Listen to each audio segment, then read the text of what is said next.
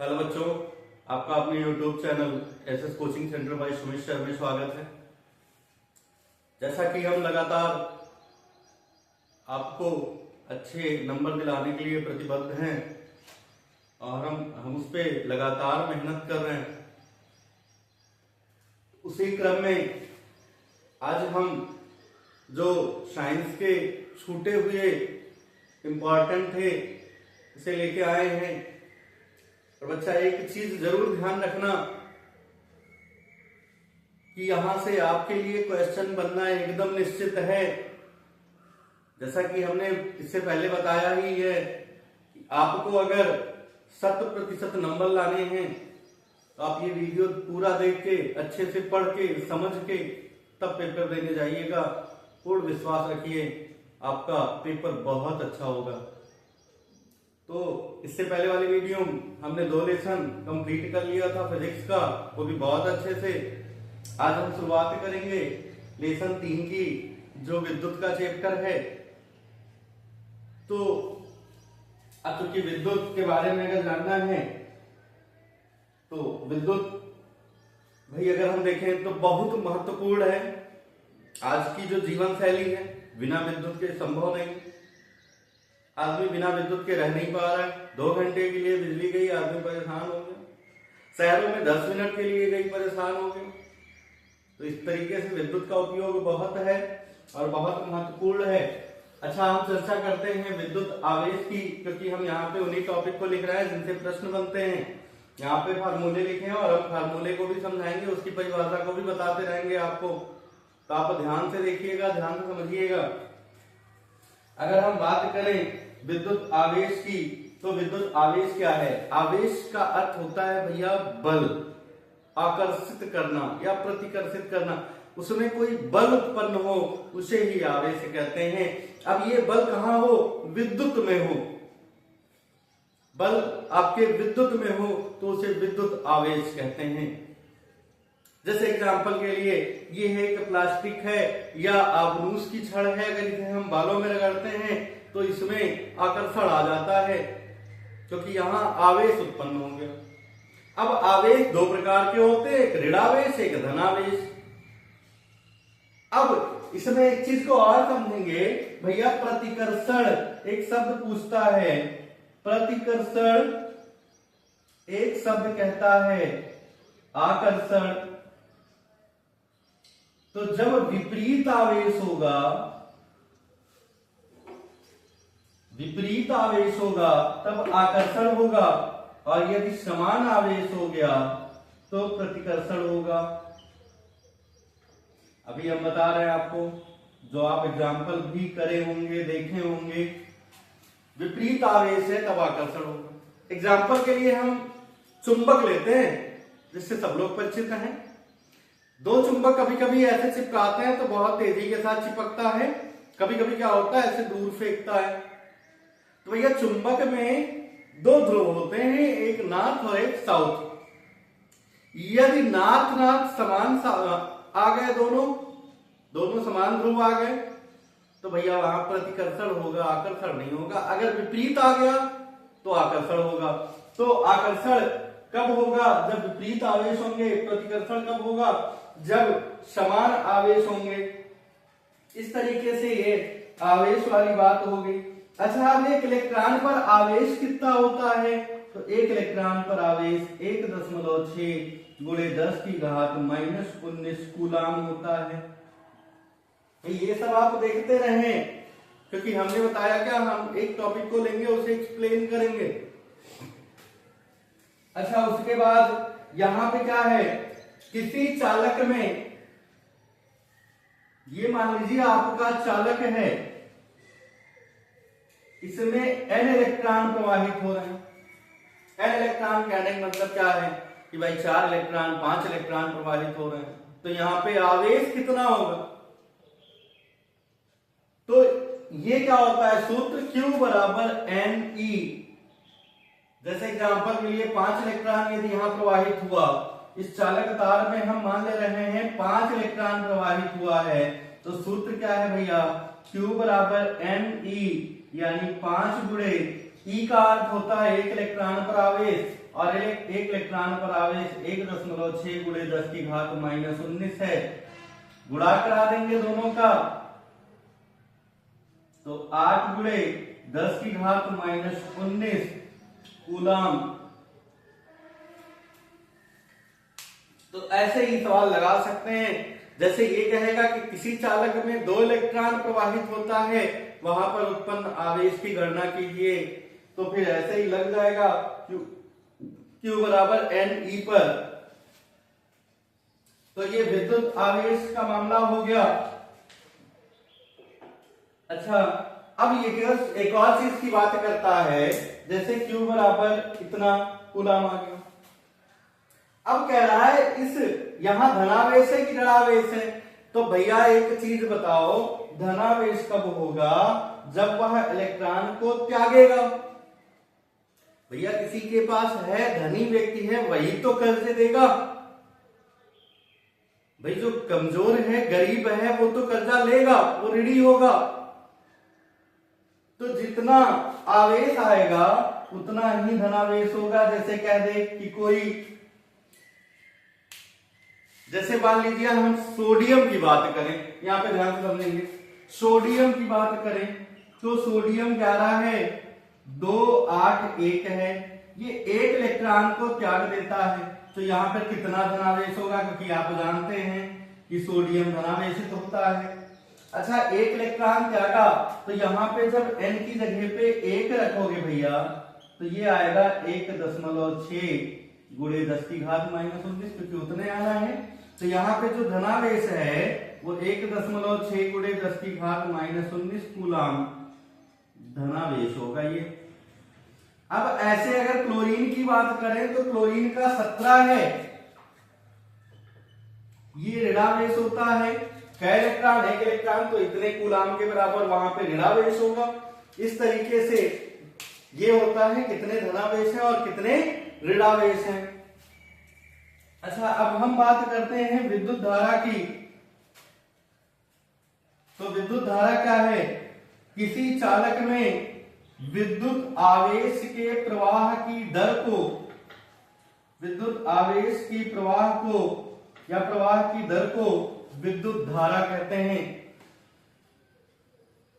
किसी चालक में प्रवाहित आवेश की दर को विद्युत धारा कहते हैं। अब प्रवाहित आवेश की दर क्या है?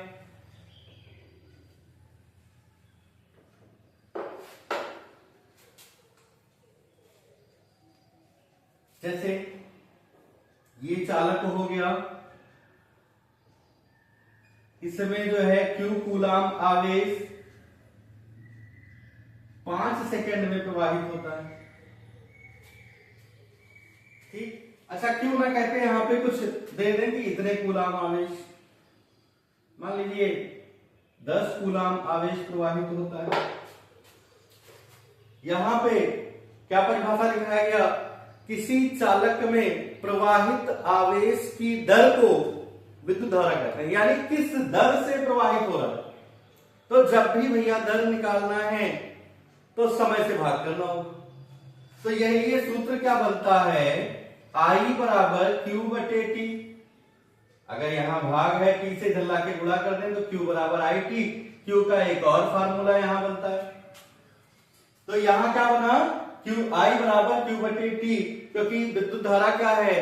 किसी चालक में प्रवाहित आवेश की दर को विद्युत धारा कहते हैं। तो इस तरीके से विद्युत धारा हो गया। अच्छा, इससे और क्या क्वेश्चन बनता है? विद्युत धारा का मात्रक। चलिए विद्युत धारा की मात्रक को देखते हैं। मात्रक को कैसे लिखा जाता है? यहाँ पे क्या लिखा है भैया? Q बटे T। Q क्या है? आवेश है, आवेश का मात्रक कूलम होता है। T समय है, समय का मात्रक सेकंड होता है। तो विद्युत धारा का जो मात्रक होता है भैया, वो आवेश कूलम प्रति सेकंड, कूलम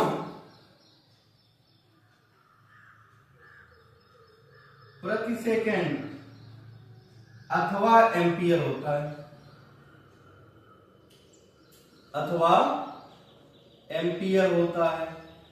ये चीज मात्रक जब भी निकालते हैं तो जो सूत्र लिखा है इन्हीं के मात्रक को लिख देते हैं, हो गया मात्रक। Q बटे T लिखा था। तो Q क्या है, कूलाम है, T समय है यानी सेकेंड है, T का मात्रक तो कूलाम प्रति सेकेंड, अथवा दूसरा नाम जो है आंद्रे मैरी एम्पियर के सम्मान में रखा गया था वो एम्पियर है। तो ये विद्युत धारा का मामला हो गया। अच्छा, इसमें एक और चीज कभी कभी पूछता है, कहता है 1 एम्पियर को परिभाषित कीजिए। बहुत सिंपल बात है, यदि आपको सूत्र याद है तो इनकी परिभाषा याद करने की आवश्यकता नहीं है। 1 एम्पियर यानी I का मान भैया 1 कब आएगा, 1 तब आएगा जब Q का भी मान 1 हो और T का भी मान 1 हो। तो 1/1 लिख दिया गया, 1 आ गया। कब, जब I का भी मान Q का भी मान 1 हो और T का भी मान 1 हो तो I का मान 1 आएगा, 1 एम्पियर। अब इसी को परिभाषित करना है, तो क्या लिखेंगे, किसी चालक में 1 कूलाम आवेश को प्रवाहित होने में 1 सेकेंड लगे। किसी चालक में 1 कूलाम आवेश को प्रवाहित होने में 1 सेकेंड लगे तो वहां प्रवाहित धारा 1 एम्पियर होगी। इस तरीके से आप 1 एम्पियर की परिभाषा भी लिख सकते हैं। अच्छा, अब हम चलते हैं अगली टॉपिक पे, V बराबर W बटे Q। अगर V बराबर W बटे Q की बात करें तो V क्या है भैया, विभवांतर है, W क्या है, किया गया कार्य है, और Q क्या है, आवेश है। तो यहां देखते हैं क्या है,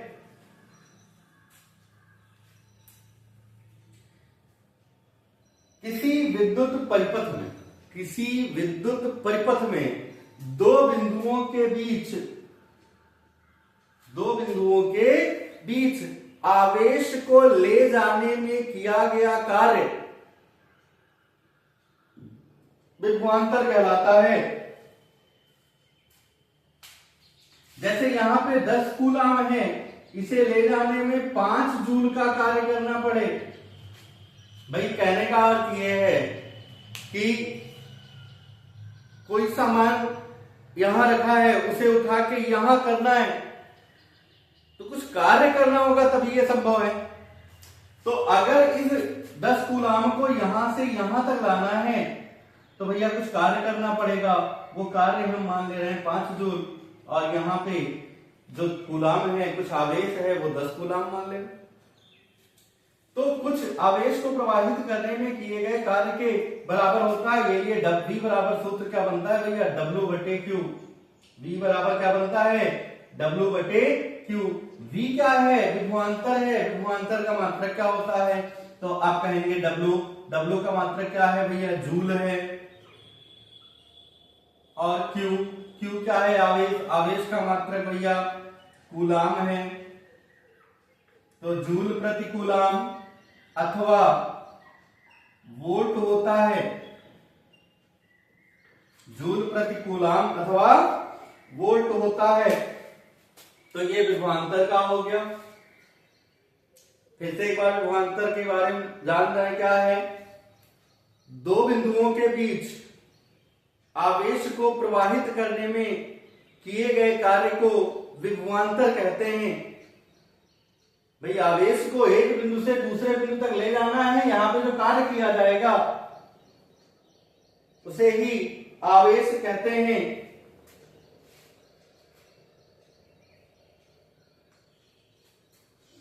अब देखते हैं यहां पे क्या बनता है भैया, वोल्ट बनता है। कभी कभी लिख के आ जाता है कि 1 वोल्ट को परिभाषित कीजिए। तो भैया V का मान 1 कब आएगा, जब W का भी मान 1 हो, Q का भी मान 1 हो, 1/1 हो। यानी ये दोनों क्या हो जाए भैया, 1 हो जाए, 1 कूलाम और 1 जूल। तो अब यहां पे इसकी परिभाषा क्या बनता है, 1/1। जब अब 1 वोल्ट की परिभाषा आप सुन रहे हैं, जब 1 कूलाम आवेश को एक बिंदु से दूसरे बिंदु तक ले जाने में 1 जूल कार्य करना पड़े तब विभवांतर 1 वोल्ट होगा। जब एक बिंदु से दूसरे बिंदु तक 1 कूलाम आवेश को ले जाने में किया गया कार्य 1 जूल हो तो वहां विभवांतर 1 वोल्ट होगा। ये 1 वोल्ट की परिभाषा हो गई भैया। अच्छा, अब हम आते हैं अगला ओम के नियम पे। तो ओम का नियम क्या है, V बराबर आई आर, V विभवांतर है ये वाला, I क्या है, विद्युत धारा है ये, और R क्या है, तो R भैया प्रतिरोध है। तो V बराबर आई आर बनता है, इसी से पक्षांतर करके क्या बना लेते हैं, I बराबर V बटे R, R बराबर V बटे I।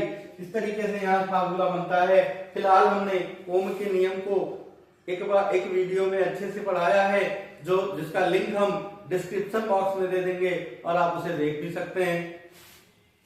आगे हम चलते हैं, ओम का नियम आपका हो गया, वहां पे हमने सत्यापन करना भी बताया, सत्यापित भी कर सकते हैं।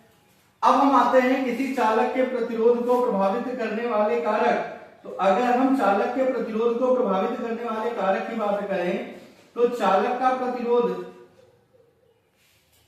क्या करता है, R समानुपाती L, R समानुपाती L, अर्थात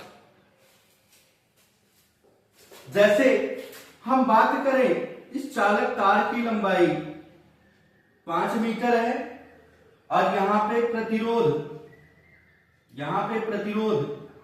R का जो मान है वो भैया 10 ओम है, ये मान लेते हैं। तो यहां पे क्या है कि भाई R समानुपाती L, यानी L जिस मात्रा में बढ़ेगा R भी उसी मात्रा में बढ़ेगा, या L जिस मात्रा में कम होगा R भी उसी मात्रा में कम होगा। देखते हैं कैसे, भाई ये 5 की जगह पे 10 मीटर हो जाए तो ये 10 गुना ये भी 20 ओम हो जाएगा। यदि ये 5 की जगह पे 2 ओम हो जाए, 2 मीटर हो जाए, 2 मीटर हो जाए तो ये कितना होगा, तो देखिए 5 की जगह पे 2, तो यानी 40% लिखा गया है। क्या आप समझ सकते हैं मैथ से? तो इसका 40% भैया 2 दूनी 4 ओम होगा, यानी लंबाई से प्रतिरोध 2 गुना है तो हर जगह लंबाई से प्रतिरोध 2 गुना ही होगा, क्योंकि ये क्या है, समानुपाती है। तो क्या नियम का कहा जाता है कि चालक तार की लंबाई प्रतिरोध के समानुपाती होता है। दूसरी बात करें, R समानुपाती 1/A कह सकते हो, R व्युत क्रमानुपाती A कह सकते हो। तो A क्या है, जैसे मान लिया यह एक चालक तार है, तो भैया चालक तार की कुछ मोटाई होती है, तो जो ये मोटाई है इसे कहते हैं अनुप्रस्थ काट। जिस जगह से हम काट देते हैं उसे कहा जाता है अनुप्रस्थ काट। तो अनुप्रस्थ काट का क्षेत्रफल क्या है? अच्छा, अब ये जो तार का जो सिरा होता है जहां से काटा गया वो होता है वृत्ताकार, तो वृत्त का क्षेत्रफल भैया क्या होता है, पाई आर स्क्वायर। वृत्त का क्षेत्रफल होता है पाई आर स्क्वायर। तो यहां से क्या ध्यान रखोगे कि भाई प्रतिरोध, किसी चालक तार में उत्पन्न प्रतिरोध उसके अनुप्रस्थ काट के क्षेत्रफल के व्युत क्रमानुपाती होता है, व्युत क्रमानुपाती कहेंगे। अब यहां पे एक चीज समझते हैं, ये बात आपको क्लियर हो गई पहली वाली। दूसरी वाली बात देखते हैं,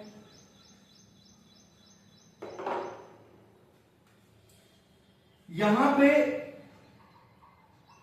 क्षेत्रफल का अर्थ किससे होता है भैया, व्यास से होता है। जैसे कि ये वृत्ताकार है तो इसका व्यास कितना है, व्यास से ही क्षेत्रफल निकलेगा, क्योंकि व्यास से हम त्रिज्या निकालेंगे, क्योंकि ये ऐसे ही होगा, यहां पे ये त्रिज्या है और ये क्या है, व्यास है। तो चाहे त्रिज्या को दोगुनी करने की बात कहे या व्यास को दोगुनी करने की बात कहे, दोनों बात एक ही होता है। तो अगर हम व्यास को 2 गुना कर दें तो भैया प्रतिरोध क्या होगा, तो यहां पे ध्यान देना कि प्रतिरोध जो होता है इनके व्युत्क्रम के वर्ग के गुणे के बराबर होता है। तो यहां पे इसे ऐसे ही लिख के ध्यान में रखना कि अगर n गुना कर दें 1/n के स्क्वायर का गुना होता है। जैसे एग्जांपल के लिए यदि व्यास मान लो 10 सेंटीमीटर है और प्रतिरोध 5 ओम है। अब इस व्यास को कह रहा है कि हम 2 गुना कर दें,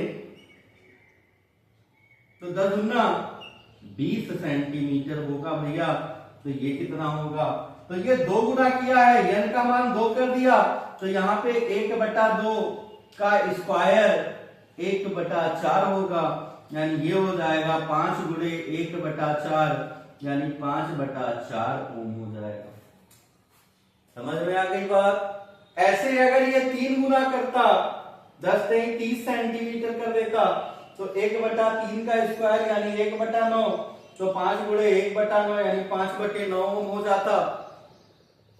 तो इस तरीके से इसे भी याद रखेंगे, क्योंकि इस पे भी सवाल पूछते हैं। अगर हम इंपॉर्टेंट की बात करें तो ये इंपॉर्टेंट है, और भैया ये भी इंपॉर्टेंट है, मोस्ट इंपॉर्टेंट है। अब हम आते हैं रो बराबर आर ए बटा एल पे।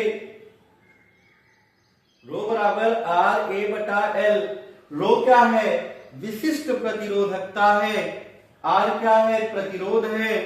ए क्या है? तार के अनुप्रस्थ काट का क्षेत्रफल है। एल क्या है? चालक तार की लंबाई है।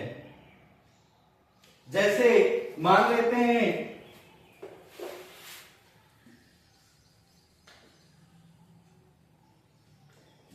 लेते हैं यह एक चालक तार है, तो अब ये चालक तार की लंबाई कितनी है, इसके अनुप्रस्थ काट का क्षेत्रफल कितना है। भाई यहां से जो अलग हुआ, जैसे तार को हमने क्या कहा, ऐसे काट देते हैं, काटा गया, इसका क्षेत्रफल क्या है। और यहाँ पे जो चालक तार में प्रतिरोध है वो कितना है। तो यही ये तीनों मान के आधार पे हम विशिष्ट प्रतिरोधकता रो का मान निकालते हैं। कैसे? आर ए अपान एल करते हैं, आर ए अपान एल करते हैं।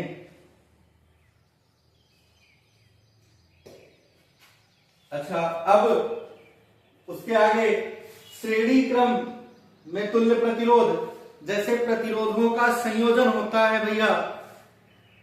अच्छा, प्रतिरोधों का संयोजन 2 प्रकार से होता है। अगर यहाँ पे हमने प्रतिरोधों के संयोजन को बहुत छोटे में लिखा है, जबकि ये बहुत इंपॉर्टेंट है, ध्यान दीजिएगा, ये पूछा जरूर जाएगा इनके सवालों को, तो आप इन्हें तैयार कर लेंगे। और इससे पहले एक हमने वीडियो बनाया है, वो प्रतिरोधों के संयोजन पर है, और इंपॉर्टेंट सवालों को भी हल करवाए हैं, तो आप उस वीडियो को भी देख लीजिएगा। उसका लिंक हम डिस्क्रिप्शन बॉक्स में दे देंगे।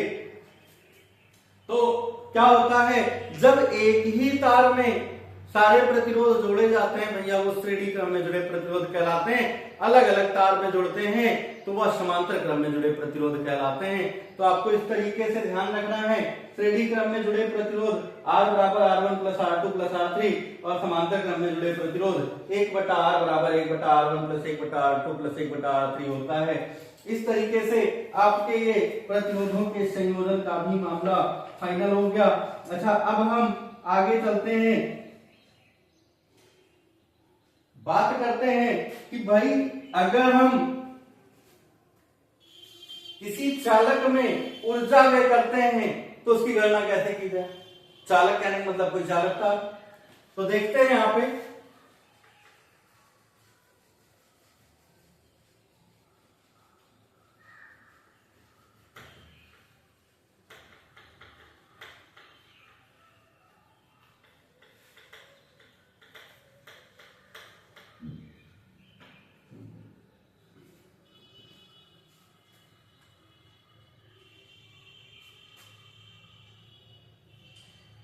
देखिए भाई, चालक में व्यय विद्युत ऊर्जा,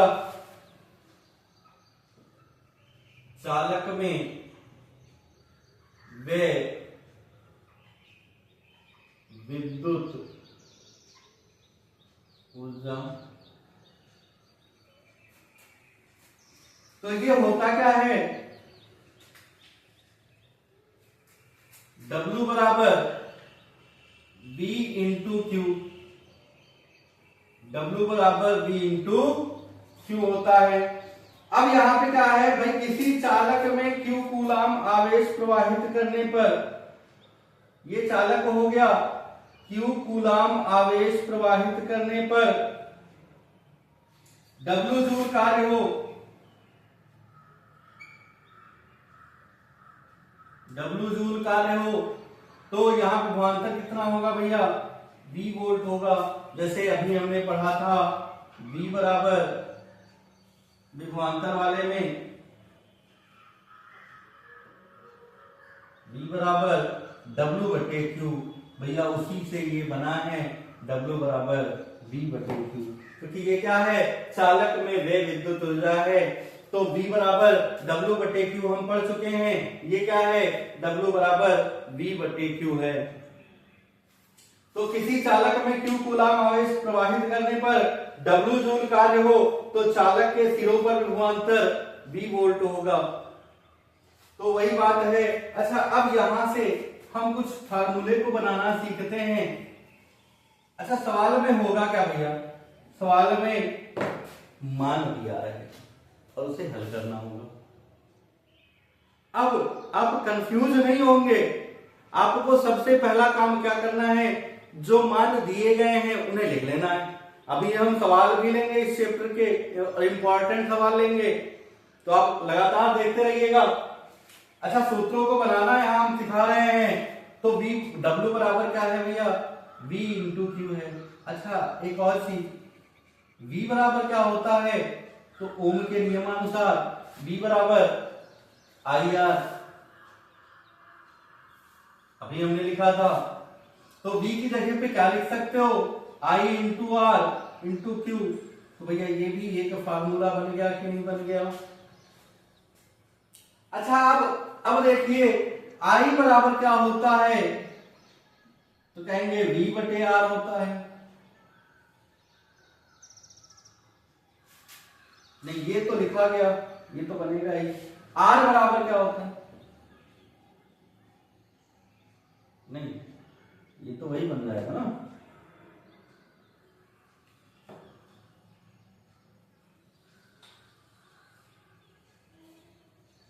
हाँ, अच्छा, एक और चीज, Q बराबर क्या होता था, I इंटू टी। क्यों, I बराबर याद करिए तो Q बटा T होता है। तो Q बराबर क्या होता है, I इंटू टी। तो Q की जगह पे V, Q की जगह पे I इंटू टी भी लिख सकते हैं। यहां पे अगर Q की जगह पे I इंटू टी लिखो तो W बराबर I R, Q की जगह पे I इंटू टी, तो ये क्या हो जाएगा, I का गुणा I स्क्वायर आर टी। इस तरीके से यहां पे भैया देख रहे हैं, तो 4 फार्मूले बनते हैं। किससे, केवल एक से, वो भी ये भी V बराबर W बटे Q से ही बना था। W बराबर V इंटू क्यू, अगर V बराबर आई आर प्रयोग करें तो आई आर क्यू होता है, और Q बराबर आई टी प्रयोग करें तो यहाँ पे क्या होगा, V, Q की जगह पे आई टी तो V आई टी। यहाँ वाले Q का मान चेंज करें तो आई टी रखना था, तो आई का गुणा आई स्क्वायर आर टी। इस तरीके से ये भी एक फार्मूला बनता है। अच्छा, यहाँ पे ये क्या है, कार्य है, और कार्य का मात्रक भैया जूल होता है।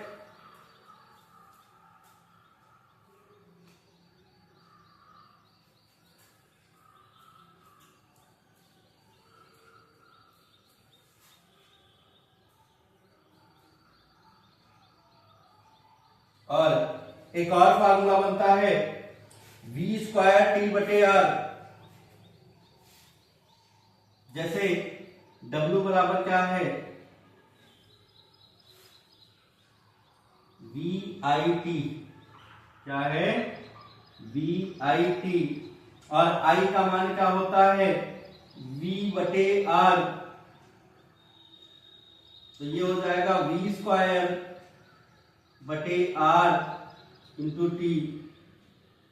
तो ये भी एक फार्मूला बनता है।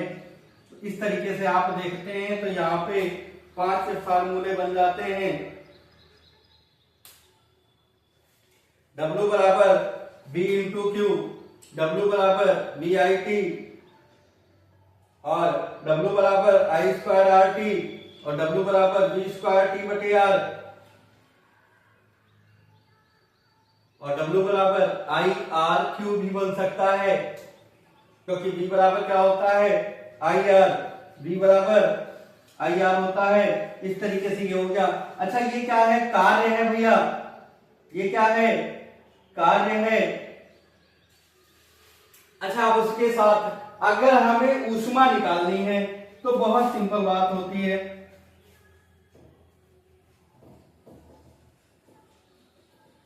जैसे ये किया गया कार्य होगा, लेकिन यदि ऊष्मा निकालना होगा तो सब बहुत आसान बात है। क्या, H बराबर सेम यही V इंटू क्यू। अब ये क्या हो जाएगा, ये कैलोरी हो जाएगा। V इंटू क्यू कह सकते हैं, या यहां से देखें तो VIT से VIT अगर जूल लिख दिए तो W हो गया बटे 4.2 लिख दिए तो कैलोरी हो गया। सेम इस चीज को याद रखना है। H बराबर I स्क्वायर RT बटे 4.2 कैलोरी और H बराबर तीसरा V स्क्वायर T बटे R गुणे 4.2 कैलोरी। इस तरीके से ये उत्पन्न ऊष्मा के मान हो गए। अगर हम बात करें तो 1 जूल बराबर होता है 1/4.2 कैलोरी। अच्छा अब सवाल को लगाते समय आपको क्या ध्यान रखना है, आपको ये ध्यान रखना है अगर किए गए कार्य की बात करेगा तो जूल W वाला फार्मूला लगाएंगे, और यदि उत्पन्न ऊष्मा की बात करेगा तो H बराबर सूत्र लगाएंगे, यानी कैलोरी में उत्तर देंगे कितने कैलोरी होगा।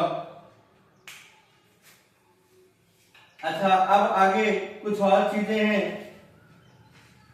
जो आप इसे नोट करने के बाद हम बताते हैं, तो आप इसे नोट कर लें और समझ लें। इसके बाद हम चलते हैं कुछ और इंपॉर्टेंट फार्मूले पे।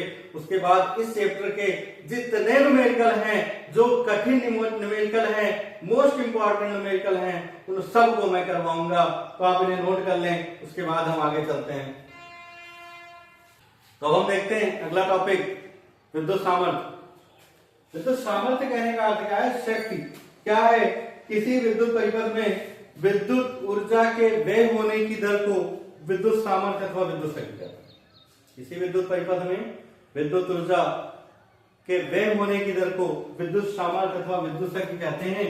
तो यह P बराबर होता क्या है, W बटे T, और W बराबर क्या होता है, अगर ध्यान दें तो चूंकि W बराबर होता है भैया VIT, तो यहाँ पे रखोगे तो P बराबर W की जगह पे रखोगे VIT बटे T, तो T से T कट जाएगा, तो भैया P बराबर सूत्र क्या बना, VI।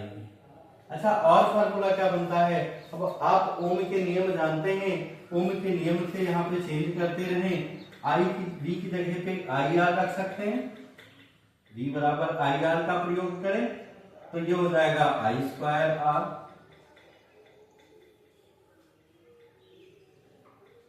और अगर हम यहाँ पे y का मान बदला गया, I का मान देखें तो I बराबर क्या होता है भैया V बटे R, तो यहाँ I की जगह पे V बटे R रखोगे तो V स्क्वायर बटे R होगा।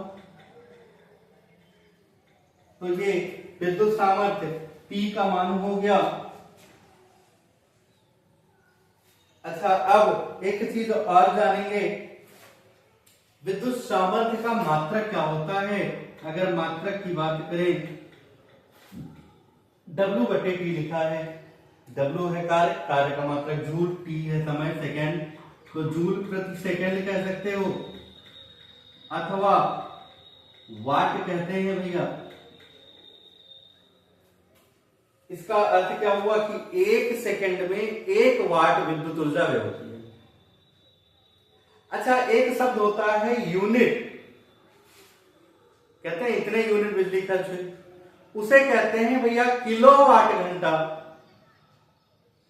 क्या कहते हैं? किलोवाट घंटा। अर्थात अर्थ क्या है, 1 किलोवाट का कोई उपकरण 1 घंटे तक काम करता है तो वहां पे जो विद्युत ऊर्जा व्यय होती है वो भैया 1 यूनिट होती है। तो 1 यूनिट कहें या किलोवाट घंटा कहें। अच्छा, अब एक फार्मूला हम बताया जा रहे हैं, ये तो हो गया, एक फार्मूला बताया जा रहे हैं जो हर जगह काम लगेगा। जैसे जब सवाल ऐसे लगेंगे, किसी कारखाने में या किसी मकान में इतने वाट के ये उपकरण, इतने वाट के ये उपकरण प्रतिदिन इतने घंटे इतने दिन तक वर्क करते हैं, कितना विद्युत ऊर्जा व्यय होगा। तो व्यय विद्युत ऊर्जा का भैया एक सूत्र है, वो याद रखना, व्यय विद्युत ऊर्जा वाट गुणे क्या घंटा यूज किया, गुणे दिन कितने दिन यूज किया, गुणे संख्या बटे 1000। इसे क्या कहेंगे?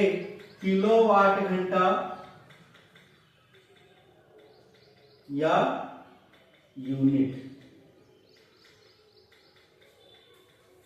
इसका अर्थ क्या होगा कि भाई जैसे मान लीजिए अगर 10 यूनिट आ गया तो 10 यूनिट बिजली खर्च करने का मतलब क्या हो गया, 10 किलोवाट का उपकरण 1 घंटे तक आपने यूज किया है, या 1 किलोवाट का उपकरण आपने 10 घंटे यूज किया है। दोनों का बात देखिए। इस तरीके से इस पे सवाल भी लगेगा और हम इस पे बढ़िया सवाल करवाएंगे जो पहले पूछे भी गए हैं और पूछे जाने की संभावना भी है। अच्छा, ये हम आपके पास एक इंपॉर्टेंट क्वेश्चन लेके आए हैं, ध्यान से देखिएगा और समझिएगा, तो इन्हें आप नोट कर लें।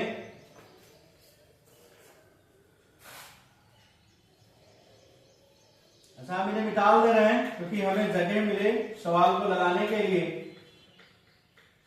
संभवतः ये बोर्ड वाली समस्या अति शीघ्र खत्म होने वाली है। देखिएगा क्या लिखा है यहाँ पे, किसी परिपथ में 5 एम्पीयर धारा 8 सेकंड तक प्रवाहित की जाती है। इस समयांतराल में यानी इस 8 सेकंड में परिपथ में कुल कितने इलेक्ट्रॉन गुजरते हैं। तो अब हम लिखते हैं क्या, परिपथ में धारा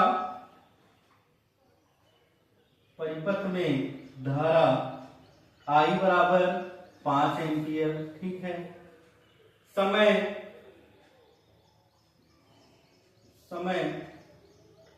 t बराबर भैया 8 सेकेंड, और परिपथ में इलेक्ट्रॉन की संख्या ज्ञात करनी है। इलेक्ट्रॉन की संख्या को लिखा जाता है भैया n से। अच्छा, अब ध्यान दीजिए, अब इसके लिए सूत्र कहां से मिलेगा हम देखते हैं। Q बराबर क्या, Ne, एक सूत्र पढ़े हैं। अच्छा, एक सूत्र क्या पढ़े हैं, Q बराबर IT पढ़े हैं। दोनों फार्मूले हमने पढ़ा। अब चूंकि दोनों एक पक्ष बराबर है तो ये भी बराबर होगा, तो N इंटू E बराबर क्या होगा भैया I इंटू T, तो लग जाएगा। देखिए, चूंकि Q बराबर I इंटू T, I का मान भैया 5 और T का मान 8, और Q की जगह पे लिख दो भैया N इंटू E, क्योंकि Q बराबर क्या होता है Ne, तो N बराबर हो जाएगा 40 बटे E, और E का मान रख दें यहाँ पे 1.6 गुणे 10 की घात माइनस 19 कूलम। ये हमने आवेश बताया था आपको, क्योंकि एक इलेक्ट्रॉन पर आवेश 1.6 गुणे 10 की घात माइनस 19 होता है। अब हम यहां आते हैं, n बराबर क्या बनेगा, यहां से आप दशमलव हटा सकते हैं, ऊपर 0 बन जाएगा, यानी 400 बटे या 40 गुणे 10 अलग कर दो, बटे 16 हो गया। और ये देखो एक चीज और ध्यान रखना, जब ये बटे में लिखा हो और किसी संख्या पे घात लगा हो और इसे हम नीचे से ऊपर ले जाए या ऊपर से नीचे लेके आए तो इनके घात का चिन्ह बदल जाता है। इसे ऐसे लिख सकते हो। अच्छा कोई चीज ऐसे लिखी है तो इसे हम ऐसे लिख सकते हैं 1/5 की घात 2। तो ये आप इन्हें पलट के इनके घातों का चिन्ह बदल सकते हैं, ये मैथ का नियम है। देखें आप, तो ये 10 की घात -19 था, ऊपर जाएगा 10 की घात प्लस का 19 हो गया। 16 से इन्हें भाग कर दो भैया, 2.5 आएगा, गुणे 10 की घात 19 और 20, ये इलेक्ट्रॉन की संख्या होगी। तो कितने इलेक्ट्रॉन गुजरते हैं, तो इतने इलेक्ट्रॉन गुजरते हैं। यदि परिपथ का प्रतिरोध, यदि प्रतिरोध R बराबर है भैया 20 ओम, तो इस समयांतराल में उत्पन्न ऊष्मा की गणना कीजिए। देखिए हमने बताया था अगर ऊर्जा कहेगा तो W वाला सूत्र यूज करेंगे, ऊष्मा कहेगा तो H यूज कीजिएगा हमेशा, कोई दिक्कत नहीं है। H बराबर क्या होगा, यहाँ पे जो फार्मूला लगेगा, क्या क्या दिया है ये हम देखते हैं। I दिया है, R दिया है, T दिया है, यानी यहां पे आपको देखना है ओम के नियम से VIR में से क्या है और T है कि नहीं है। भाई T तो होना आवश्यक है। तो यहाँ पे IRT, तो यहाँ पे फार्मूला क्या बनता था, I2RT बटे 4.2 कैलोरी। अब देखिए, अब मान रख के आप हल कर लें, सवाल लग गया। I का मान कितना है भैया 5 का स्क्वायर, R का मान है 20, T का मान है 8 बटे 4.2। अच्छा अब यहां पे क्या करते हैं, 25, 5 का स्क्वायर 25, 8 दूनी 16, 160 बटे 4.2, गुणा करा दो।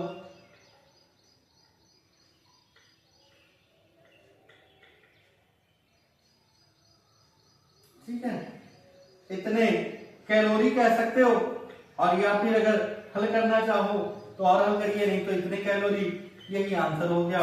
तो आप लिखेंगे क्या, अतः देखिए एक और चीज बता दें फिजिक्स के कैलकुलेशन में, यदि दशमलव वाली बात कहीं भी अटक रही है, कहीं भी आपको नहीं इच्छा है कैलकुलेशन करने की, तो ठीक है लिख दीजिए, कोई दिक्कत नहीं है। यहाँ इस तरीके से कैलकुलेशन करके लिख सकते हैं, या यहाँ पे आप W ही निकाल लेते तब भी बात सही थी, तभी सही माना जाएगा। ठीक, हो सकता है कहीं आपको किताबों में जून में ही उत्तर देखने को मिले, तो कोई दिक्कत नहीं है, हम दोनों में लिख सकते हैं। और यदि भाग करना भी चाहें तो कोई दिक्कत नहीं है, हम करवा दे रहे हैं। देखिए ये ना सोचिए भाई सर जी नहीं करवा रहे हैं, इसे छोड़ दें, 10 हटा दो भैया, एक 0 बढ़ जाएगा। यहां पे क्या लिखें, 400 बटे 42 गुणे 10 की घात 2, क्योंकि यहाँ 400 अलग हो गया, 100 अलग हो गया। अच्छा अब ये कितना आएगा, अब 42 से अगर 400 को भाग करें तो 42 भागे 400, 9 बार पढ़ेंगे, 9 चौक 36, 137, यानी 22 बचा, दशमलव लगा दो 0 बढ़ गया, 5 बार पढ़ेंगे तो लगभग 9.5 गुणे 10 की घात 2। तो ऐसे क्या कह सकते हो, 9.5 गुणे 10 की घात 2 कैलोरी। अतः परिपथ में, अब जो कहा था उसे ऐसे लिख दो एक लाइन में, परिपथ में 2.5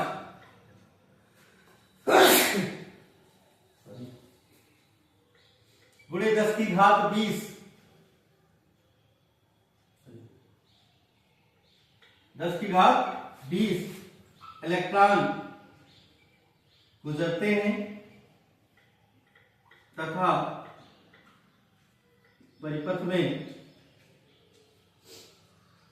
उत्पन्न ऊष्मा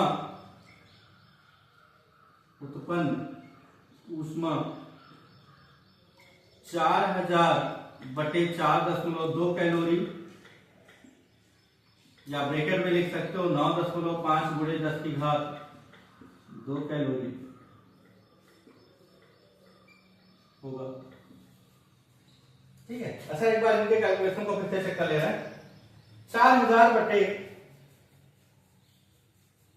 4.2 दशमलव हटाओगे भैया तो ऊपर लिख जाएगा 40,000, तो 40,000 यार 40,000 को हम 400 गुणे 100 लिख दें तो 400 गुणे 100 लिख दिया गया। अच्छा, अब 400 को 42 से भाग करना है, भाग कर दिए भैया 9.5 के राउंड में आ रहा है, तो 9.5 गुणे 10 की घात तो यानी कितने सही है, कोई दिक्कत नहीं। तो इस तरीके से ये सवाल आपका कंप्लीट होता है और इस चैप्टर में जो सूत्र दिए गए थे वो सारे कंप्लीट होते हैं। अब इन सूत्रों को आप रिवाइज कर लें और इन पे सवालों को भी लगाएं, फिर हम आगे इसी चैप्टर के कुछ और महत्वपूर्ण प्रश्नों को लेकर हम आपको सॉल्व करवाते हैं। तो हम चलते हैं प्रश्नों की कुछ और श्रृंखला लेके। भैया इंपॉर्टेंट प्रश्न है, पूछे इसी टाइप से जाते हैं। अब क्या पूछा जाएगा, ये क्वेश्चन तो नहीं क्लियर किया जा सकता क्योंकि मैथ हुआ, फिजिक्स के न्यूमेरिकल हुए, ये एकदम एग्जैक्ट नहीं क्लियर होगा, लेकिन संभावना ऐसी बनती है इसी टाइप के प्रश्न पूछे जाएंगे। जिनकी प्रबल संभावना होती है वही प्रश्न हम ले रहे हैं। क्या लिखा है सवाल बड़ा आसान और अच्छे नंबर 2 या 3 नंबर आपको देंगे। क्या है, विद्युत परिपथों में फ्यूज का क्या महत्व है। भैया विद्युत परिपथ है, उसमें फ्यूज का क्या महत्व होता है। किसी मकान में कुल अधिभार 2200 वाट है, तो भैया 2200 वाट कहने का मतलब क्या है, P बराबर है भैया 2200 वाट। अच्छा, आगे देखते हैं, विद्युत की आपूर्ति 220 वोल्ट पर की जाती है, यानी V का मान है भैया 220 वोल्ट। अच्छा, अब आगे देखते हैं क्या कह रहा है, मकान में प्रयुक्त फ्यूज का अनुपातांक क्या होना चाहिए, विद्युत ऊर्जा का व्यापारिक मात्रा के लिए। अच्छा, अब एक चीज समझेंगे, फ्यूज क्या होता है, विद्युत परिपथ में फ्यूज का क्या महत्व है, पहले आपको ये लिखना हो। अब लिखेंगे क्या, फ्यूज एक सुरक्षा की युक्ति है जो हमारे विद्युत परिपथ को सुरक्षित रखती है। एग्जाम्पल के लिए, भाई आपके घर में वायरिंग होगी लाइट की, तो उस लाइट के मेन वायरिंग, जहां से मेन वायरिंग शुरू हो रहा है उसमें बोर्ड लगा होता है, उसमें एक फ्यूज लगाया जाता है जिसे अब एमसीबी भी कहते हैं। तो वो क्या करता है, वो उसका काम यह है कि जब कभी भी लाइन में कोई कमी आ जाए, विद्युत परिपथ में कोई कमी आ जाए, यानी शॉर्ट सर्किट जैसी समस्या हो जाए या ओवरलोड हो जाए, किसी भी प्रकार की समस्या होने पर ये फ्यूज जो है अपने आप बंद हो जाता है। अगर फ्यूज की बात करें तो फ्यूज प्लग और फ्यूज सॉकेट होता है, उसमें तार लगे होते थे, वो तार जल जाते हैं। अर्थात इसका कहने का अर्थ क्या है कि भैया फ्यूज लगे होने से यदि घरों की वायरिंग में कहीं कोई समस्या आती है तो फ्यूज तार जो है टूट जाता है और घर में जो विद्युत की सप्लाई है वो बंद हो जाती है, जिससे हम विद्युत से होने वाली हानियों से बच जाते हैं। अच्छा, एक चीज और कि अगर हम बात करें शॉर्ट सर्किट की, अभी हमने कहा था शॉर्ट सर्किट का हिंदी होता है लघु पतन। भैया अगर कहीं आ जाए लघु पतन किसे कहते हैं तो ध्यान से समझिएगा, लघु पतन किसे कहते हैं, फिर उसे अपनी बातों में लिख दीजिएगा। जैसे तार की हम बात करें तो तार डबल होता है, एक न्यूट्रल तार एक फेज तार। यदि वह न्यूट्रल तार और फेज तार एक दूसरे से भैया टकरा जाएं तो इसे ही शॉर्ट सर्किट कहते हैं, लघु पतन कहते हैं। बस सिंपल बात इतनी सी है। अब इसे आप अपनी भाषा में लिख सकते हैं। तो तारों का टकराना शॉर्ट सर्किट है, यानी वो छोटा रास्ता अपना लेती है विद्युत के प्रवाह में, और भाई उससे क्या हो सकता है, बहुत हानियां हो सकती हैं। आपको आपके घर में जो वायरिंग है वो जल सकती है, उपकरण है वो खराब हो सकते हैं। तो यदि कभी ऐसी कोई घटना होती है, शॉर्ट सर्किट होने की संभावना बनती है, तार टच होते हैं, फ्यूज अपने आप पूरी परिपथ को बंद कर देगा। एमसीबी है अपने आप गिर जाएगा, लाइट सारी बंद हो गई। तो फ्यूज क्या है, विद्युत परिपथ में फ्यूज का बहुत अधिक महत्व है, क्योंकि फ्यूज लगे होने से घरों में जो विद्युत परिपथ की वायरिंग है, विद्युत की वायरिंग है, वह सारी वायरिंग सुरक्षित रहती है। हम किसी भी नुकसान से बच जाते हैं, विद्युत से लगने वाले आग से बच जाते हैं, विद्युत से होने वाली हानियां जैसे उपकरण खराब होने से बच जाते हैं, यानी इनका एक विशेष महत्व है, इसीलिए इसे एक सुरक्षा की युक्ति कहा जाता है। तो ऐसे इसके बारे में लिख सकते हैं। अब हम सवाल पे आते हैं, या सवाल में यहाँ पे अनुमतांक पूछा है कि भाई अगर हम घर में फ्यूज लगा रहे हैं तो उसका अनुमतांक कितना होना चाहिए, कितने एम्पियर का होना चाहिए। तो अनुमतांक की बात करें तो अनुमतांक का मतलब होता है वहां पे कितनी विद्युत धारा की आवश्यकता है। भाई आपके घर में लाइट की वायरिंग हुई है तो उसमें फ्यूज लगाना है, तो भैया वो सिंपल बात पूछेगा, आप चलाएंगे क्या क्या, आप क्या क्या चला रहे हैं, फ्रिज चला रहे हैं, कूलर चला रहे हैं, एसी चला रहे हैं, या इनमें से कुछ नहीं चला रहे हैं, केवल बल्ब पंखे चला रहे हैं। तो ये उस पर निर्भर करता है, यानी लोड पर निर्भर करता है। लोड कहने का मतलब विद्युत ऊर्जा कितना व्यय हो रहा है यहाँ पे, यानी विद्युत ऊर्जा कितनी है। तो विद्युत ऊर्जा भैया 2200 वाट है, यानी उसका जो सामर्थ्य है, विद्युत सामर्थ्य या विद्युत शक्ति है, वो 2200 वाट है। कितने वोल्ट पे जोड़ना है भैया, 220 वोल्ट पे जोड़ना है। तो आई का सूत्र क्या होगा, अब यहाँ पे हमें याद करना है भैया आई। तो अब सूत्र याद करें तो सूत्र क्या होता है, P बराबर VI, ये सूत्र होता है। और इसी सूत्र पे हमें सवाल को लगाना है, तो सूत्र याद होना चाहिए, अभी हमने आपको लिखवाया भी है। P का मान है भैया 2200, V का मान है 220 गुणे I, तो I बराबर हो जाएगा 2200 बटे 220, काट देंगे तो आ जाएगा भैया 10, अर्थात I बराबर 10 एम्पियर। तो इसका अनुमतांक कितना होना चाहिए, क्या होना चाहिए, 10 एम्पियर होना चाहिए।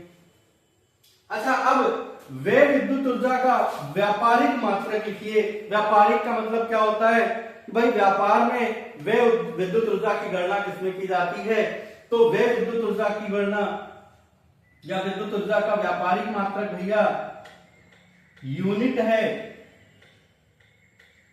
ऊर्जा का व्यापारिक मात्रक यूनिट है। अच्छा, यूनिट का मतलब क्या होता है, एक यूनिट बराबर होता है कितना, 1 किलोवाट घंटा। अब इसे आप आराम से समझ लें, 1 किलोवाट घंटा। अच्छा, इसका अर्थ क्या होता है, यदि हम कोई विद्युत उपकरण है जो 1 किलोवाट का है और लगातार 1 घंटे तक यूज करते हैं, तो वहां पे वे विद्युत ऊर्जा भैया 1 यूनिट होगी।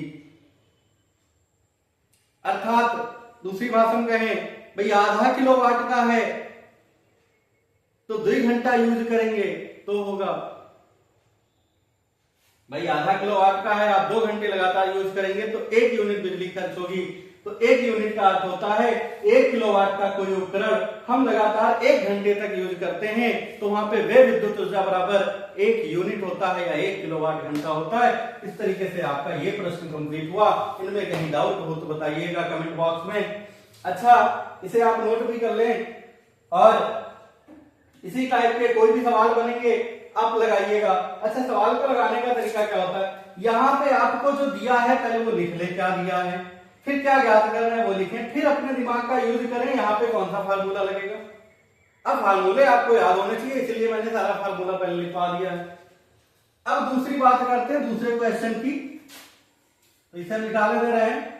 क्या लिखा है दूसरा प्रश्न भैया, एक 2 ओम प्रतिरोध तार में प्रति सेकंड 200 जूल ऊष्मा उत्पन्न होती है। प्रतिरोध तार के सिरों के बीच विभवांतर ज्ञात कीजिए। तो अब यहाँ पे आपको ज्ञात क्या करना है, विभवांतर ज्ञात करना है। क्या दिया है, क्योंकि अभी हमने बताया है सवालों को हल करते समय आपको ये लिखना है कि क्या चीजें दी गई हैं। तो देखते हैं, प्रति सेकंड 2 ओम प्रतिरोध, यानी प्रतिरोध भैया जो है वो कितना है, 2 ओम है। तार में प्रति सेकंड यानी समय t बराबर भैया है 1 सेकंड, क्योंकि प्रति सेकंड की बात की। यहाँ पे ये कंफ्यूज हो जाते हैं बच्चे, जान नहीं पाते समय कहाँ लिखा है। जैसे कह देता 5 सेकंड में 200 जूल ऊष्मा उत्पन्न होती है तो t का मान 5 सेकंड, लेकिन जब प्रति सेकंड कह दिया तो t का मान 1 सेकंड होता है। अच्छा, 200 जूल ऊष्मा उत्पन्न होती है तो उत्पन्न ऊष्मा, अब एक चीज ध्यान रखेंगे, उत्पन्न ऊष्मा को यच से लिखा जाता है, लेकिन क्या यहाँ पे कैलोरी दिया है? तो भैया उत्तर होगा नहीं दिया है, यहाँ जूल दिया है। तो जूल दिया है तो आपको यहाँ पे क्या यूज करना है? W का मान यूज करना है। W बराबर 200 जूल।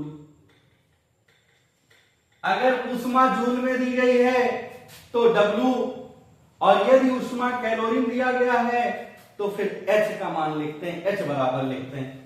ऊष्मा उत्पन्न होती है, प्रतिरोध तार के सिरों के बीच विभवांतर ज्ञात कीजिए, तो विभवांतर V का मान ज्ञात करना है भैया। अब ऐसा सूत्र बताइए जिसमें W V R T, ठीक है। अच्छा, अब एक चीज हम देखते हैं कि अगर ऐसा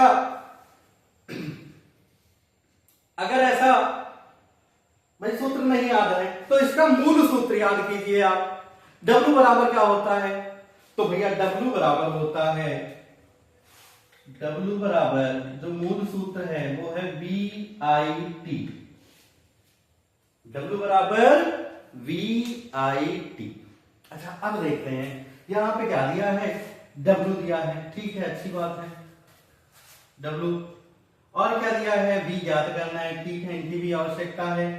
T दिया है, इनकी भी आवश्यकता है, लेकिन R है, यहाँ I है, I की आवश्यकता नहीं है। ऐसे फार्मूला लिखेंगे, आपको सारे सूत्र नहीं याद करने, एक याद करना है। W बराबर क्या होता है? VIT। W बराबर VIT।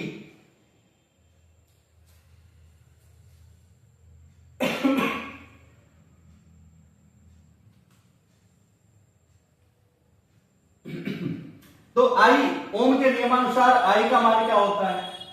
तो I बराबर भैया होता है, क्योंकि V बराबर IR, तो I बराबर V बटे R, I बराबर V बटे R। फिर फार्मूला आप बना लें, W बराबर V, I की जगह पे V बटे R गुणे T, तो बन क्या गया? W बराबर V स्क्वायर T बटे R, तो ये बनता है। तो यहां पे फार्मूला यूज करेंगे, क्योंकि W बराबर V स्क्वायर T बटे R। अब यहां पे सीधे या तो V स्क्वायर का आप मान बना लें या तो मान रख दें। यदि V स्क्वायर का बनाना चाहते हैं तो R से भाग हो रहा है, इधर आके गुणा हो जाएगा, W गुणे R, और T से गुणा हो रहा है, इधर आके भाग हो जाएगा, बराबर V स्क्वायर। ऐसे बन गया। W का मान भैया 200 है और R का मान भैया 2 है बटे 1 बराबर V स्क्वायर। अब देखेंगे V स्क्वायर बराबर भैया 200 दुगना 400, 400 बटे 1 का कोई अस्तित्व नहीं है, क्योंकि प्रत्येक संख्या का हर 1 होता है। भैया दोनों पक्षों का वर्गमूल कर दो, दोनों पक्षों का वर्गमूल करने पर तो V बराबर होगा भैया 20 वोल्ट। अतः प्रतिरोध तार के सिरों के बीच विभवांतर, प्रतिरोध तार के सिरों के बीच विभवांतर 20 वोल्ट होगा।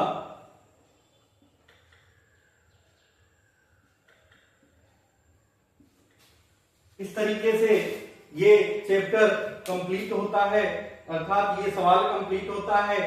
अच्छा, इसके बाद एक सवाल हम और लेंगे और उसके बाद आप सारे सवालों को लगाइएगा। कोई दिक्कत आपको होगी तो आप हमें बताएंगे।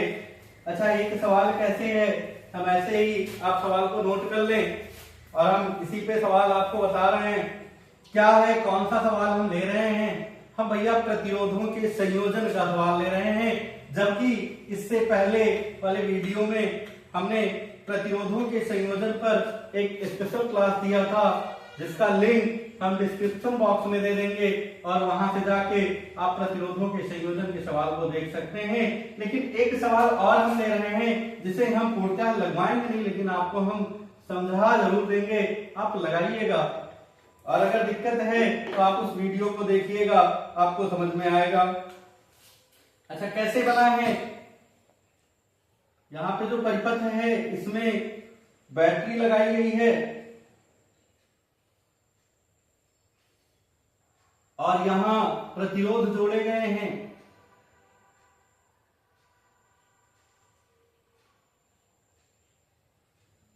और यहां पे ऐसे 3 प्रतिरोध जोड़े गए हैं।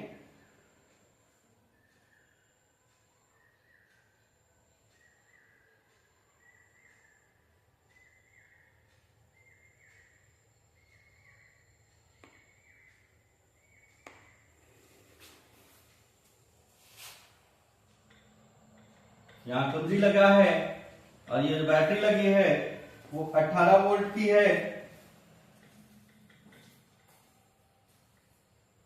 ये ए है, यहां बी है और यहां सी है। ये 10 ओम का है भैया, ये 40 ओम का है, 20 ओम, 30 ओम और 60 ओम के प्रतिरोध हैं। अब इसमें करना क्या है? क्या क्वेश्चन है? परिपथ का कुल प्रतिरोध, परिपथ का कुल प्रतिरोध ज्ञात करना है, पहला बात। दूसरी बात है परिपथ में प्रवाहित कुल धारा, परिपथ में प्रवाहित धारा ज्ञात करनी है और बिंदु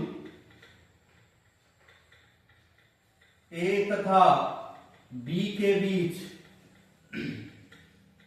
विभवांतर ज्ञात करना है। ध्यान से समझिएगा, क्योंकि ये सवाल यदि आपको बोर्ड पेपर में मिला तो पक्का मान के चलिएगा 6 नंबर में मिलेगा। पिछले साल तो नहीं पूछा गया है, लेकिन उससे पहले के पेपर आप उठा के देखिए तो आपके इस टाइप के सवाल बहुत मिले हैं, लगभग हर साल पूछे जाते हैं।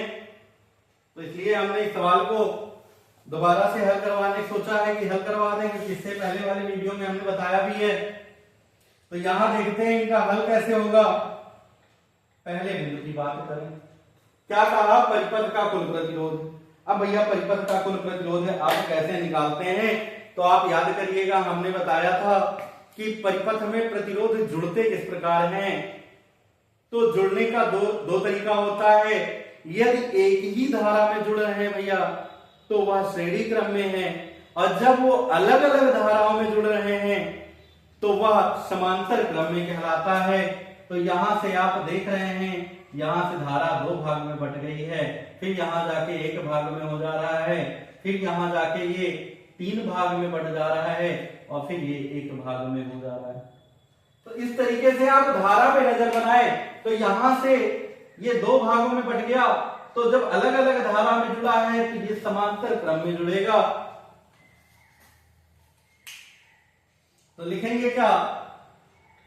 10 ओम तथा 40 ओम समांतर क्रम में है, तब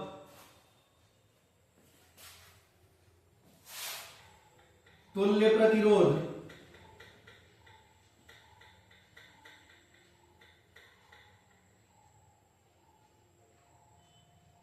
तुल्य प्रतिरोध 1/R1 नाम दे दीजिए इसे। R1 बराबर 1/10 प्लस 1/40। हल कर लेंगे इन्हें। 10 और 40 का एलसीएम भैया 40 होगा।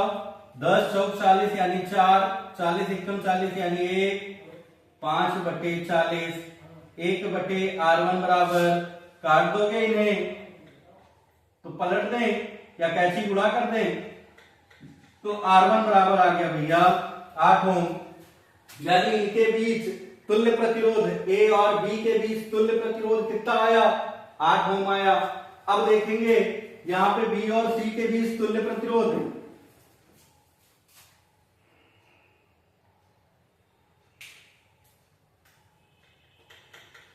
B तथा C के बीच तुल्य प्रतिरोध,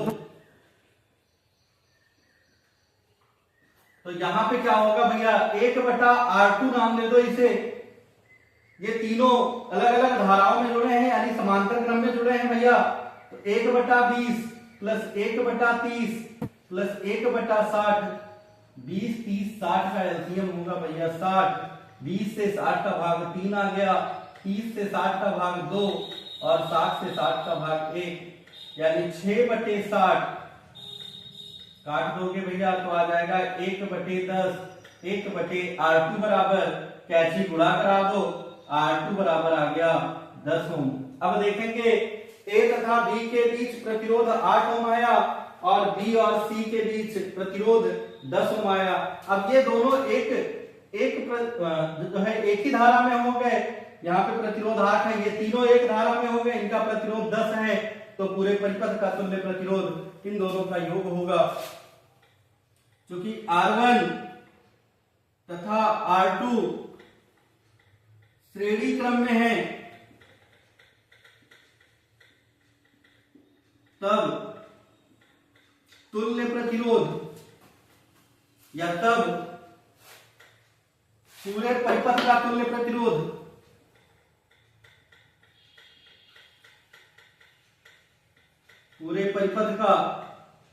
तुल्य प्रतिरोध भैया श्रेणी क्रम में है तो R बराबर R1 प्लस R2 यही होता है।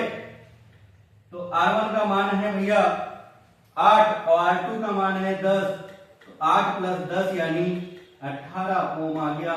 ये पहले का आंसर हो गया कि पूरे परिपथ का तुल्य प्रतिरोध कितना होगा? 18 ओम होगा। अच्छा, अब एक बार फिर से आप सवाल को रिवाइज करते हैं। क्या कहा था? परिपथ का कुल प्रतिरोध। तो परिपथ का कुल प्रतिरोध निकालने के लिए ये देखना है धारा कितनी भागों में बटी है। तो यहाँ से धारा भैया 2 भागों में बटा है, तो ये दोनों समांतर क्रम में जुड़ेंगे। 40 और 10 को समांतर क्रम में जोड़ लिया गया, तो तुल्य प्रतिरोध आ गया 8। यहाँ से देखते हैं ये अलग अलग 3 धाराओं में जुड़े हैं, तो 20 30 और 60 ओम, ये तीनों भी समांतर क्रम में जुड़ेंगे। तो समांतर क्रम में जोड़ने के बाद इनका तुल्य प्रतिरोध आ गया भैया 10 ओम। अब ये R1 और R2 ये दोनों श्रेणी क्रम में जुड़ेंगे, इनका तुल्य प्रतिरोध आ गया 18 ओम। तो ये पहले का आंसर हो गया परिपथ का कुल प्रतिरोध या परिपथ का कुल तुल्य प्रतिरोध ऐसे कह सकते हो या कुल प्रतिरोध कह सकते हैं, 18 ओम आ गया। अब दूसरा परिपथ में प्रवाहित धारा, तो इसे आप नोट कर लें। दूसरी बात कहा है परिपथ में प्रवाहित धारा, तो परिपथ में कितनी धारा प्रवाहित होगी हम उस पर चर्चा करते हैं।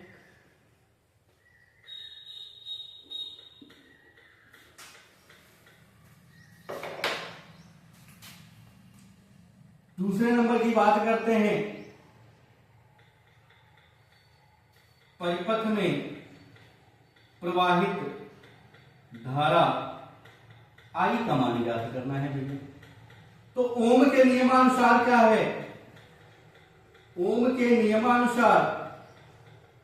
नियमानुसार निकलता है I बराबर V/R।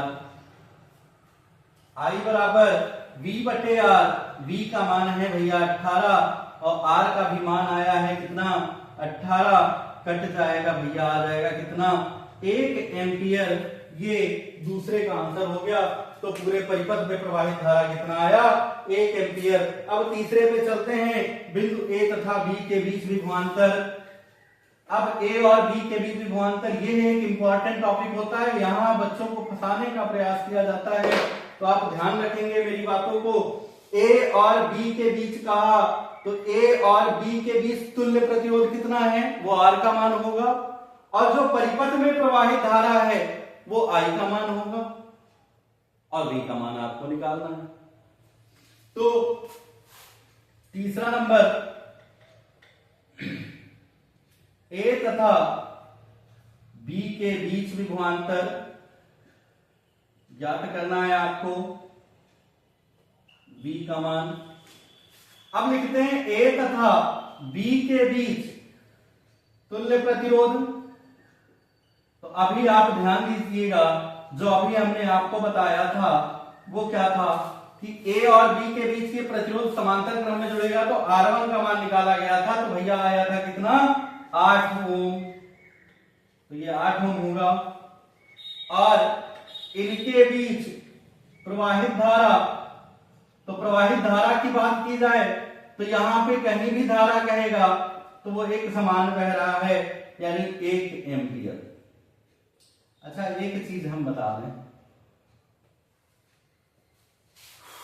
धारा हमने कहा पूरे परिपथ में एक समान बहेगा, लेकिन एक जगह अलग अलग होगी। कहां? जब इस धारा की और इस धारा की बात करेंगे तो यहां अलग अलग होगा, जब दोनों की स्पेशल बात करें। लेकिन अगर ए और बी के बीच बात करें तो जो यहां पे धारा प्रवाहित हो रहा है वो पूरे परिपथ में होगा। यानी अगर समांतर क्रम में जुड़ा है तो इनमें धाराएं अलग अलग होंगी, अगर श्रेणी क्रम में जुड़ा होता तो विभवांतर अलग अलग होता। यहाँ पे इन दोनों प्रतिरोध के लिए विभवांतर एक समान होगा, लेकिन अगर इस प्रतिरोध और इस प्रतिरोध की बात करें दोनों पे अलग अलग, तो दोनों पे विभवांतर अलग अलग होगा, क्योंकि ये दोनों श्रेणी क्रम में हो जाते हैं। जैसे ये जुड़ा गया R1 + R2, तो ये चीज आप ध्यान रखेंगे। अच्छा, अब यहां भी लगाएंगे क्या, ओम के नियमानुसार। ओम के, भैया ओम बहुत आवश्यक है। ओम के नियमानुसार V बराबर I गुणे R, I का मान 1, R का मान 8, तो 8 वोल्ट होगा। अच्छा, अब आप नीचे अतः करके उत्तर लिख सकते हैं, यहां से हम निकाल दे रहे हैं, यही उत्तर हो गया। अतः परिपथ का कुल प्रतिरोध भैया कितना आया, 18 ओम। परिपथ में प्रवाहित कुल धारा 1 एम्पियर। ए तथा बी के बीच विभवांतर 18 वोल्ट। ये तीनों आपके आंसर हो गए। इस तरीके से आपका ये सवाल लगा। आपके ये 6 नंबर के सवाल हैं, तो आप ऐसे ही अन्य सवालों को भी लगाएं और रिवाइज करें। अब हम चलते हैं अगले लेसन की ओर। तो हम चलते हैं अगले लेसन पे। अगले लेसन से कुछ सिलेबस को काटा गया है, यहां से हम कुछ महत्वपूर्ण बिंदुओं को ही आपको बताएंगे। तो शुरुआत करते हैं भाई, चैप्टर का नाम चुंबकीय क्षेत्र है की तीव्रता। तो भाई चुंबक के बारे में जानना आवश्यक है। चुंबक क्या होता है भाई? चुंबक एक प्रकार का छड़ है, कह सकते हैं, जिसमें 2 ध्रुव होते हैं, एक नॉर्थ और एक साउथ ध्रुव होता है। अच्छा, इसे एक और चीज इसके बारे में जानेंगे कि ये चाहे जितने खंड में टूटेगा भैया, ये हमेशा नॉर्थ साउथ से अलग होगा। अगर हम इसे तोड़ के ऐसे 2 खंड में तोड़ दें तो भैया ये ऐसे बनेगा, यहां भी ऐसे, ये नॉर्थ साउथ ऐसे होगा। 2 की बजाय 4 कर दें तब भी ऐसे नॉर्थ साउथ होगा। अच्छा, रीजन क्या है? आकर्षण और प्रतिकर्षण जो हमने कल पढ़ाया था। आकर्षण कब होगा? जब विपरीत होगा। विपरीत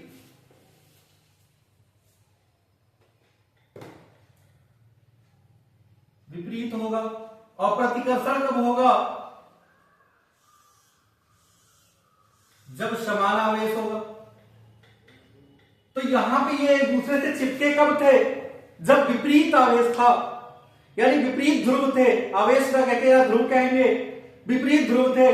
तो इसलिए जहां से भी तोड़ते हैं भैया वहां से नॉर्थ साउथ ही अलग होता है। तो इसलिए ये चुंबक है। चुंबक में समान ध्रुव की बात करें तो समान ध्रुवों में प्रतिकर्षण होगा और विपरीत ध्रुवों में आकर्षण होगा। इस चीज को आप ध्यान रखेंगे। अच्छा, अब चुंबकीय क्षेत्र क्या है? तो चुंबक के चारों ओर, जैसे ये एक चुंबक है, जैसे हमने कहा क्या कि यह एक चुंबक है, ये एक चुंबक है, नॉर्थ साउथ के चारों ओर वह क्षेत्र जिसमें चुंबक के प्रभाव का अनुभव किया जा सके चुंबकीय क्षेत्र कहलाता है। अर्थात आप देखते होंगे चुंबक के पास अगर किसी वस्तु को हम ले जाते हैं तो वो अपनी ओर खींचता है। भाई कौन सा वस्तु जो उसमें चुंबकीय गुण पाया जाता होगा। ऐसा नहीं है कि कोई भी वस्तु लेके जाओ, आप प्लास्टिक लेके जाए खींच लेगा, नहीं खींचेगा। लोहा लेके जाएंगे आकर्षित करेगा। तो इसके आसपास वह एरिया जहां से मान लीजिए इतनी दूर से ये वस्तुओं को अपनी ओर आकर्षित कर ले रहा है और इससे बाहर अगर रख रहे हैं तो नहीं आकर्षित कर पा रहा है, तो अर्थात ये हमारा क्या है, चुंबकीय क्षेत्र है भैया।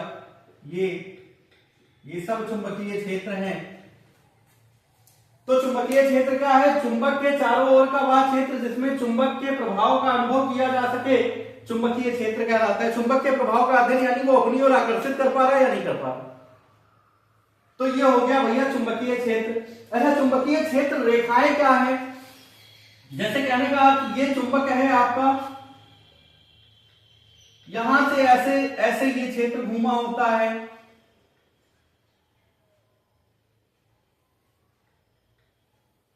ये ऐसे होते हैं और ये नॉर्थ से साउथ की ओर होते हैं। तो यही चुंबकीय क्षेत्र रेखाएं हैं। वे काल्पनिक रेखाएं जो चुंबक के चारों ओर अविरत का मतलब लगातार चलते रहते हैं, वही चुंबकीय क्षेत्र रेखाएं कहलाती हैं। तो चुंबकीय क्षेत्र रेखाएं चुंबक के चारों ओर अविरत यानी लगातार वृत्ताकार पथ पे चलते रहते हैं, यही चुंबकीय क्षेत्र रेखाएं कहलाती हैं। अब हम आते हैं सीधे धारावाही चालक तार से उत्पन्न चुंबकीय क्षेत्र पे। तो धारावाही चालक, भाई धारावाही चालक किसे कहा गया, ऐसा चालक जिसमें धारा का प्रवाह किया जाए, विद्युत धारा का प्रवाह किया जाए। चालक तार से उत्पन्न चुंबकीय क्षेत्र कैसा होता है, तो भैया इसके लिए एक प्रयोग किया गया था, एक गत्ता बनाया गया, गत्ते में छेद किया गया, नीचे से तार निकाला गया ऊपर की ओर और उसमें क्या किया गया, धारा प्रवाहित किया गया। ध्यान से समझेंगे, एक गत्ता लिया गया जिसमें ऐसे बीच में एक छेद कर दिया गया और यहां से एक तार को निकाल दिया गया। कौन से तार को, चालक तार को, जिसपे क्या है, धारा का प्रवाह हो रहा है। तो हम देखते हैं यहां इस गत्ते पे चारों ओर जो है एक चुंबकीय क्षेत्र उत्पन्न हो जाएगा। तो उसी को कहा गया सीधे धारावाही चालक तार से उत्पन्न चुंबकीय क्षेत्र। तो धारावाही चालक तार में भी चुंबकीय क्षेत्र उत्पन्न होता है। अच्छा, एक चीज आप देखिए, लिखा रहता है जहां पे अधिक वोल्टेज है, जहां पे ट्रांसफार्मर लगे हैं, वहां पे लिखा रहता है खतरा, क्योंकि वहां पे धारा का प्रवाह हो रहा है और विद्युत धारा का जब प्रवाह होता है तो उसमें भी चुंबकीय क्षेत्र का गुण पाया जाता है, वो अपनी ओर आकर्षित कर सकता है। तो ये क्या है, चुंबकीय क्षेत्र उत्पन्न होगा। यहां पे अगर गत्ते के बीच में छेद करके हम तार निकालते हैं तो उसके चारों ओर चुंबकीय क्षेत्र उत्पन्न हो जाता है। यही है सीधे धारावाही चालक से उत्पन्न चुंबकीय क्षेत्र। अच्छा, अब हम आते हैं दक्षिणावर्ती पेच का नियम और दाएं हाथ के अंगूठे का नियम। भैया बहुत सिंपल बात है, आपने पेचकस जरूर चलाया होगा। अब पेचकस चलाते हैं तो कैसे, ऐसे पकड़ा गया और ऐसे चलाते हैं, अंगूठा हमारा बार बार घूम रहा है, तभी पेच काम करता है, खुलता है या बंद होता है। तो अगर हम पेच को ऐसे कस रहे हैं, एग्जांपल के लिए अगर ऐसे कस रहे हैं तो अंगूठा हमारा कौन सी दिशा में घूमेगा भैया, वामावर्त घूमेगा। तो जो अंगूठे की दिशा है वो चुंबकीय क्षेत्र रेखाओं की दिशा है और जो ये पेच का नोक है ये विद्युत धारा की दिशा बताता है। जैसे ऐसे हम घुमाएंगे तो पेच का नोक ऊपर की ओर जाएगा, कसता जाएगा, यानी धारा ऊपर की ओर बह रही है। जैसे मान लिया ये एक पेच है और इसे पकड़कर हम घुमा रहे हैं तो ये जो है धारा की दिशा होगा भैया।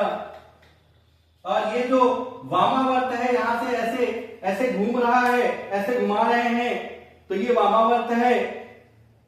ये क्या होगा, वामावर्त, ये होगा चुंबकीय क्षेत्र की दिशा, चुंबकीय क्षेत्र की दिशा। भैया ये एक इंपॉर्टेंट क्वेश्चन है, पूछे जाते हैं। और इनमें दूसरा इंपॉर्टेंट ये है, दाएं हाथ के अंगूठे का नियम। अच्छा, दाएं हाथ के अंगूठे का नियम क्या है? यदि हम अपने दाएं हाथ की उंगलियों को ऐसे लपेट लें और अंगूठा ऐसे रहे तो ये क्या है? चुंबकीय क्षेत्र रेखाओं की दिशा है। और अंगूठा ये क्या है? विद्युत धारा की दिशा है। यदि धारा ऊपर की ओर है तो ये चुंबकीय क्षेत्र रेखाओं की दिशा होगी। तो ये क्या है भैया? वामावर्त ही है। ये दोनों एक ही जैसे हैं, बस अंतर क्या है लिखने में कि ये दक्षिणावर्ती पेच का नियम है और ये दाएं हाथ के अंगूठे का नियम है। अब लिखेंगे कैसे? तो दक्षिणावर्त के पेच का नियम, दक्षिणावर्ती पेच का नियम, यदि हम पेच को या पेचकस को अपने हाथ से पकड़कर घुमाते हैं कसने के लिए घुमाते हैं, तो जो पेच का नोक है वो विद्युत धारा की दिशा और जो हमारा अंगूठे की दिशा है वो चुंबकीय क्षेत्र रेखाओं की दिशा होती है। अगर हम दाएं हाथ के अंगूठे की नियम की बात करें तो यहां पे भी क्या होता है? यहां जो अंगूठा है यहां पे हम क्या लिखते हैं? अपने हम दाएं हाथ के उंगलियों को लपेट लेते हैं और अंगूठे को लंबवत रखते हैं, तो अंगूठा क्या होता है? ये विद्युत धारा की दिशा बताता है, जबकि लिपटी हुई उंगलियां चालक तार पर चुंबकीय क्षेत्र रेखाओं की दिशा बताती है। इस तरीके से आपके दाएं हाथ के अंगूठे का नियम कंप्लीट हुआ। आप इसे नोट कर सकते हैं, समझ सकते हैं। अब हम आगे चलते हैं अगले टॉपिक पे, वृत्ताकार धारावाही कुंडली के कारण चुंबकीय क्षेत्र। तो अगर हम वृत्ताकार धारावाही कुंडली के कारण चुंबकीय क्षेत्र की बात करें तो इसका केंद्र पर चुंबकीय क्षेत्र, यानी इसका वृत्ताकार धारावाही कुंडली का केंद्र पर चुंबकीय क्षेत्र लगभग समान रहता है या एक समान रहता है, तथा चुंबकीय क्षेत्र की जो दिशा है वो कुंडली के तल के लंबवत होती है। ये 1 नंबर में पूछा जाने वाला प्रश्न है कि वृत्ताकार धारावाही कुंडली के क्षेत्र की दिशा में चुंबकीय क्षेत्र की दिशा कुंडली के तल के क्या होती है? लंबवत होती है, समांतर होती है, क्या होता है? तो ये लंबवत होती है भैया, याद रखना। अच्छा, फ्लेमिंग के बाएं हाथ का नियम बहुत सिंपल बात है, हमने लिख इसलिए दिया है कि आप इसे जब तक हम पढ़ा रहे हैं तब तक देखते रहें और आप याद भी कर लें। क्या कहा फ्लेमिंग ने? क्या कहा कि यदि हम अपने बाएं हाथ की अंगूठे, इसे कहते हैं भैया तर्जनी, इसे कहते हैं मध्यमा, अंगूठे तर्जनी और मध्यमा को परस्पर समान लंबवत कर लें, परस्पर लंबवत कर लें ऐसे, तो यहां पे ये जो है बल की दिशा होगा, अंगूठा चालक पर बल की दिशा बताएगा और ये चुंबकीय क्षेत्र की दिशा बताएगा तथा ये विद्युत धारा की दिशा बताएगी। बहुत सिंपल बात है। अच्छा, अब इसे हम आपको याद करने का तरीका बता दें, कैसे याद करना है। आप ऐसे एमडीओ को कर लेंगे, कोई दिक्कत?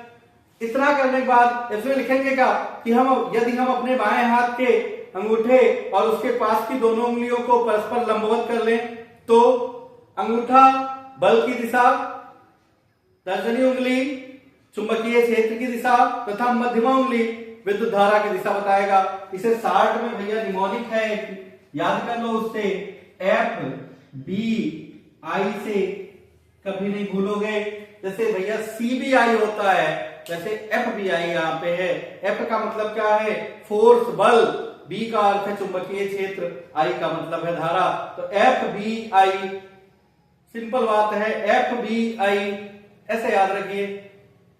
तो अपनी उंगलियों को ऐसे फैला ले, FBI नाम दे दे, वैसे ही लिख देना है आपको।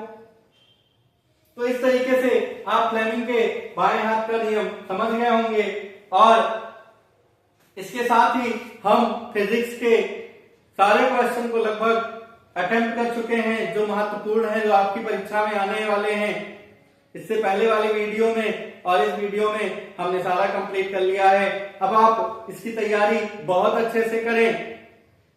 अच्छा, इसका जो छूटा हुआ भाग है केमिस्ट्री और बायोलॉजी का, वो भी आपको जल्द मिल जाएगा। आप लगातार मेहनत करते रहें और हम बहुत जल्द आपको केमिस्ट्री और बायोलॉजी का भी सेक्शन देने वाले हैं और एक बहुत महत्वपूर्ण क्लास होगा, आप उसे भी ना छोड़िएगा। और इसे आप पूरा देख लें, इस वाले वीडियो को और इससे पहले वाले वीडियो को जिसका लिंक हम डिस्क्रिप्शन बॉक्स में दे देंगे। यदि आपको नहीं मिल रहा है तो उसका लिंक हम डिस्क्रिप्शन बॉक्स में दे देंगे इससे पहले वाली वीडियो का। तो आप दोनों वीडियो को देख के पेपर देने जाएं, आपका पेपर बहुत अच्छा होगा। अब हम मिलेंगे अगले वीडियो में, और अभी तक आपने हमारे चैनल को सब्सक्राइब ना किया होगा तो सब्सक्राइब कर लीजिएगा, बेल आइकन को भी प्रेस कर लीजिएगा। और यदि हमारे द्वारा पढ़ाया गया आपको अच्छा लगता है तो इस वीडियो को लाइक शेयर करना ना भूलिएगा। अब हम मिलते हैं अगले वीडियो में, तब तक के लिए जय हिंद।